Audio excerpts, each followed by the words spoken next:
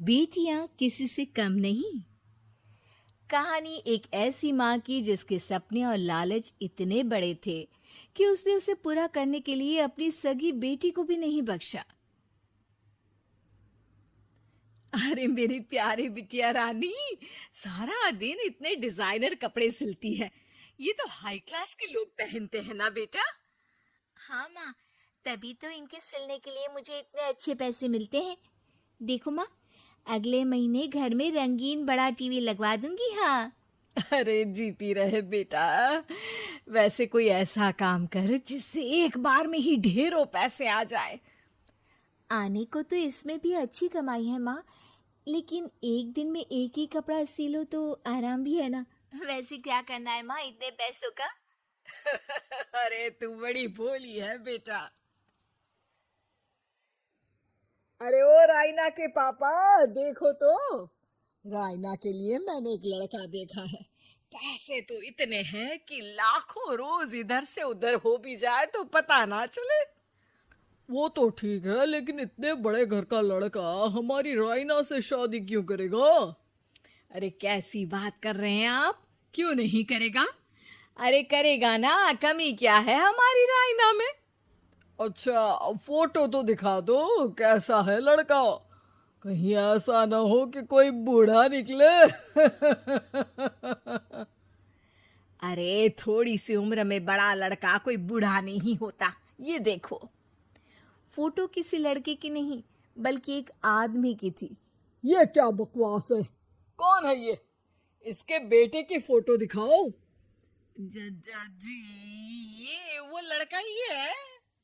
अरे साधना, तुम सगी माँ हो या सौतेली? अरे पैसा रहेगा तो राज करेगी ना। मेरे जीते जी मैं अपनी बेटी की शादी इतने बूढ़े आदमी से बिल्कुल नहीं करूंगा। जब मैं अपनी बेटी के लिए लड़का पसंद नहीं कर सकती, तो मेरा इस घर में रहने का अधिकार ही नहीं है। जैसे ही वो जाने लगती है कि तभी राइना वहां आ जाती है। माँ, आप जहाँ बोलेंगी मैं वहां शादी कर लूंगी। आप कहीं मत जाइए। और फिर राइना की शादी अपने से 11 साल बड़े राधा राम से हो जाती है। शादी के बाद एक दिन, अरे माँ, कैसे आना हुआ आपका? अरे बेटी, घर में आने के लिए कुछ सोचना होता है क्या? ये लो, पूरे 2 दर्जन केले है बेटा। शुक्रिया माँ। वैसे और बताइए। बेटा, तेरे पापा की तबीयत खराब हो गई है और तू तो जानती है कि उनकी कमाई कितनी है।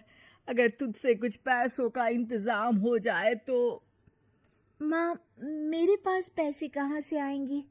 अरे वाह बेटी, तू तो गिरगिट की तरह रंग बदल रही है। अरे तुझे पढ़ाया लिखाया, तेरी शादी में पैसा लगाया, अब तेरे मायके वालों को जरूरत है तो तू ऐसे जवाब देगी? अरे अरे माँ, ऐसे मत बोल। मेरे मुंह दिखाए में जो पैसे मिले थे ना, वो मैं तुझे दे देती हूँ। लेकिन अगली बार से आपको जब पैसों की जरूरत हो तो आप कुछ दिनों पहले ही बता देना। अरे ठीक है ठीक है, तो अभी से सुन ले, अगले महीने भी पैसों का इंतजाम करके रखना, मैं आकर ले जाऊंगी। तभी वहां राइना की सास आ जाती है। अरे अरे समधन जी, कैसे आना हुआ? और कुछ खाया पिया आपने? अब जी वो केले लाई हूँ पूरे 2 दर्जन। अब बेटी के ससुराल आना था तो खाली हाथ थोड़ी ना आती मैं। कोई बात नहीं बहन जी, आराम से बेटी से बात करिए। मैं और भी कुछ खाने को भिजवाती हूँ। सास के जाने के बाद साधना भी पैसे लेकर घर आ जाती है। अब दिन बीतते हैं। साधना हर महीने रायना के घर आती और पैसे लेकर चली जाती। लेकिन एक दिन अचानक रायना की सास का फोन साधना पर आता है। बहन जी, जैसे भी हो आप जल्दी से हमारे घर आ जाइए ना। हमारी बहू रायना को क्या हो गया है? न बोल रही है न हिल रही है। हैं? अरे मार तो नहीं डाला मेरी मासूम बेटी को। साफ साफ बोल देती हूँ, मेरी बेटी को कुछ भी हुआ होगा ना तो मैं तुम लोगों को कंगाल कर दूंगी, क्लेम कर दूंगी करोड़ों का। अरे क्या हुआ भाग्यवान, कहाँ से करोड़ों आ रहे हैं? अरे मार डाला हमारी बिटिया को उन लोगों ने। हैं? क्या बोल रही हो तुम? मैंने तो पहले ही बोला था कि लड़का ठीक नहीं है। दोनों रायना के घर पहुंचते हैं, जहां रायना का पति कहता है, अरे अरे आप डरिए नहीं, डॉक्टर ने कहा है कि वो अब खतरे से बाहर है। अरे पर वो खतरे में गई क्यों? अरे क्यों मेरी लड़की को मारने की कोशिश की गई? अरे वकील करूंगी बड़े से बड़ा और सबको सड़क पर ले आऊंगी। अरे सौम्या की माँ में इतनी हिम्मत है कि वो अपनी बेटी को पाल ले। रास्ते में ले आऊंगी तुम लोगों को। हाँ। अरे माता जी, लेकिन डॉक्टर की बात तो सुन लीजिए। नहीं नहीं, मुझे किसी की बात नहीं सुननी मेरी बेटी। अरे सुन तो लो भाग्यवान की क्या बोलना चाह रहा है तुम्हारा दामाद। जी दामाद जी बताइए, क्या हुआ है हमारी बेटी को?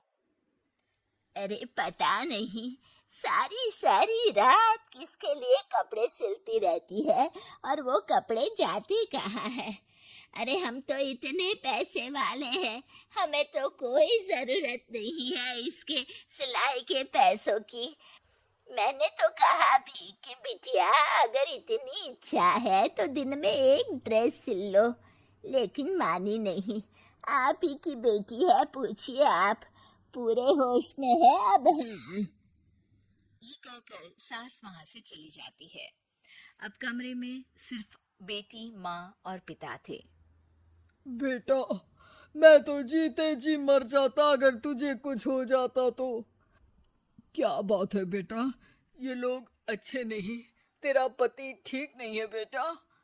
अरे नहीं नहीं पापा, ये तो साक्षात भगवान का रूप है। मेरी सास तो मेरा पूरा ख्याल रखती है। ये लोग बहुत अच्छे हैं पापा। अरे तो फिर क्या जरूरत पड़ गई मरने की? माँ, पता ही नहीं चला, सारी सारी रात काम करती रहती। आपको पैसे भी तो देने थे, लेकिन ये नहीं पता था कि सेहत खराब हो जाएगी। अरे पैसे देने थे तो सास से या पति से लेकर दे देती। नहीं नहीं माँ, ये मेरे सम्मान के खिलाफ था। आप लोगों ने मुझे इस लायक बनाया है कि मैं आप लोगों की मदद अपने पैसों से करूं। पिता को साधना पर बहुत गुस्सा आता है, लेकिन साधना की आंखों में आंसू होते हैं। मुझे माफ कर दे बेटा, मैंने कभी नहीं सोचा था कि तू इतनी स्वाभिमानी निकलेगी। बेटा, मैंने अपने लालच में तेरा जीवन बर्बाद कर दिया, मुझे माफ कर दे बेटा।